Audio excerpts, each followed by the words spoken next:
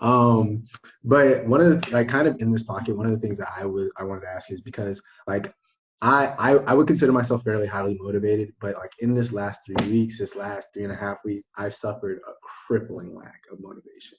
Like getting up, going to class, doing work is just something that is coming much harder to me than it's ever come before. And I know that a lot of my classmates are feeling the same. And so my question to y'all was just like, are you all feeling this? One, and two, if so, how are y'all overcoming it? What advice would you give to us to overcome it? Like, because like senioritis is real, but Yeah. then you put COVID on top of it. Like, I don't want to do anything. Yeah. Good question.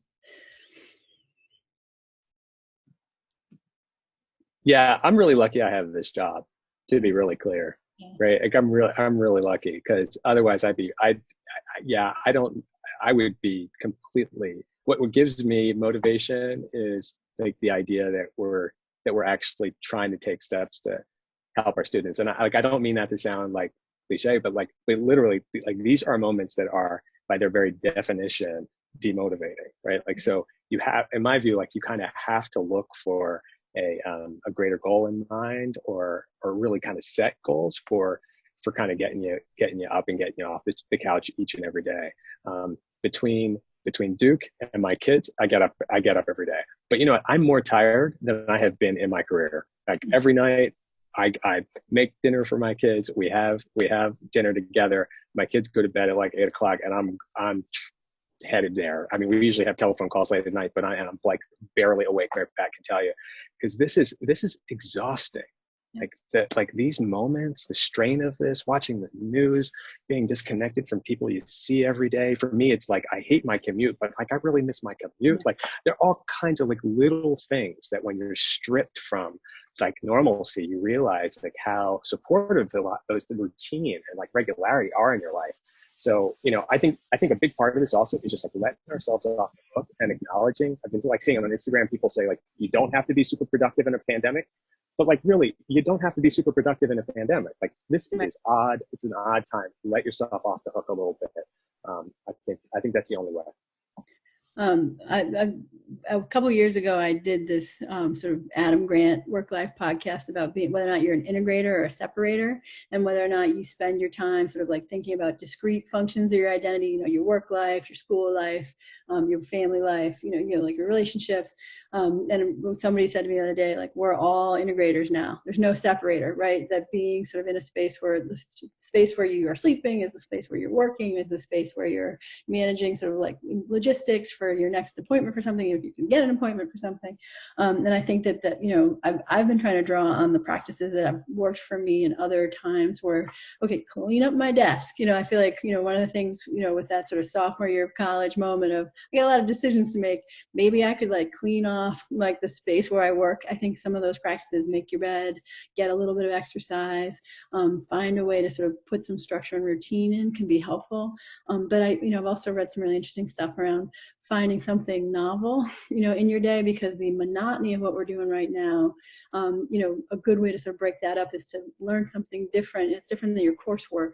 You know, reach out. I think that middle school example is such a good example, Linda, of, you know, reach out to somebody you haven't talked to, kind of break through that and sort of mix things up a little. You know, both structure and mixing things up, I think, are helpful strategies. And the thing I would add to that is just exercise. Like, Yeah.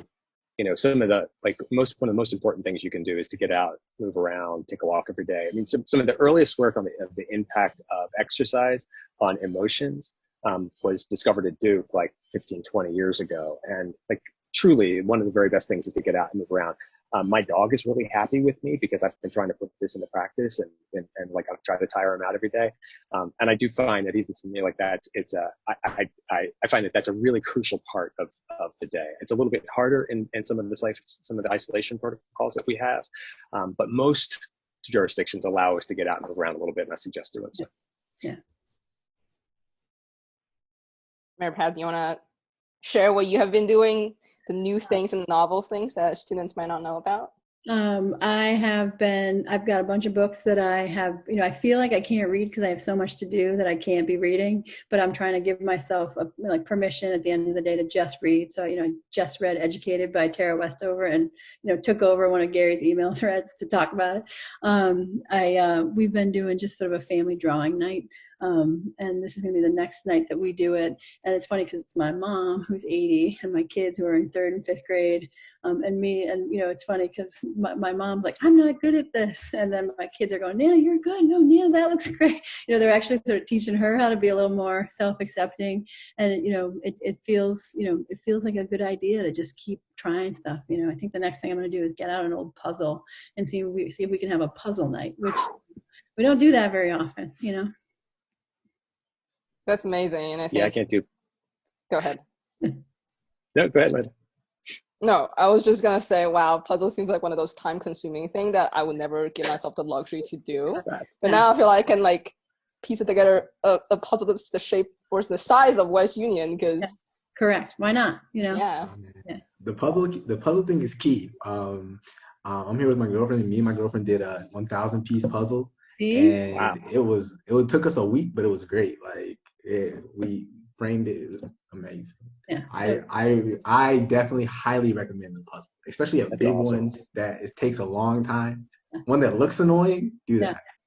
Do that. That's amazing. I just bought my mother one that has no picture on the front. It's all one color. Yeah, it's crazy. Yeah, it's just amazing. It's going. I won't get near it. It's not going to end well for any of us. Yeah, maybe we're doing spring baking championship in our house. So we're having baking competitions. So we've done cakes. We did cookies. I won the first competition, just looking for my children, because I killed. It was amazing, and then got destroyed the next day. So I'm coming back tomorrow. It's like you pick your own bakery item night. So yeah. That's all I got. Last thing I'll say about this. My nephew got me into Jenga games where you take the bottom of the Jenga level out. Do you know about this and how far you can go? Oh, we might have to have an inter-family competition about this, Gary, because it's pretty cool. That sounds totally amazing. Okay, so that that or have you played Uno Attack? Like the one that has a little machine and it shoots the cards out at you. Have you seen this? Yes. Okay, that'll be. Oh, see, Corey, he knows. He does. That was great. All right. So yeah. Anyway. Wow. that was great.